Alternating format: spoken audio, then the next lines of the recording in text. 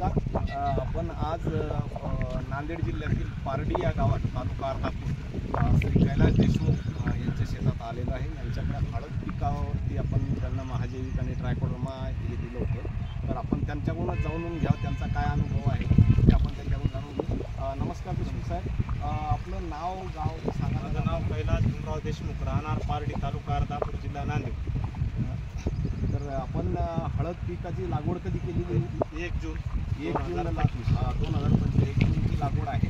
आणि मला असं वाटतं 1 महिन्यापूर्वी आपण यामध्ये महाबीजचे काही जैविक उत्पादनं आपण वापरलेले. तर ते कोणती आणि कशी वापरली थोडंसं सांगायला. ते ट्रायकोडर्मा 5 किलो आणि महाजैविक 5 लिटर. अच्छा. दोन्ही 1 लिटर दही, 1 किलो गूळ आणि 1 किलो चून हे एका टाकीत 200 लिटरच्या टाकीत द्रावण केले. बरं. 5 दिवस त्यांना हलवून 6व्या दिवशी पिचकारीनं ड्रिचिंग केली. मग हे तुम्हाला जेव्हा तुम्ही याचा वापर केला त्याच्यानंतर किती दिवसानंतर तुम्हाला असं वाटलं की याच्यामध्ये काहीतरी चांगला बदल झाला आहे? ही अगोदर माझी हळद पिवळी जरद पडली होती. 2 ते 3 हप्त्यापासून याचा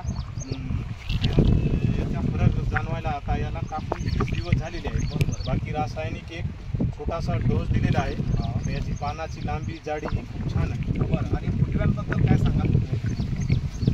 त्या बघा याचे फुटवे सुद्धा एकाला 4-4, 5-5 फुटवे आहेत. हे बघा, हे फुटवा हे 1, 2, हे 3, हे 4 ते 5 फुटवे याची संख्या आहे याच्यामध्ये. आता आपण पाहतो आहे की यांचं शेत खूप छान आहे. जवळपास माझ्या छातीला लागते एवढी हळद यांची वाढली आहे. पानाचा जी जाडी आहे किंवा जी रुंदी आहे ती खूप छान आहे.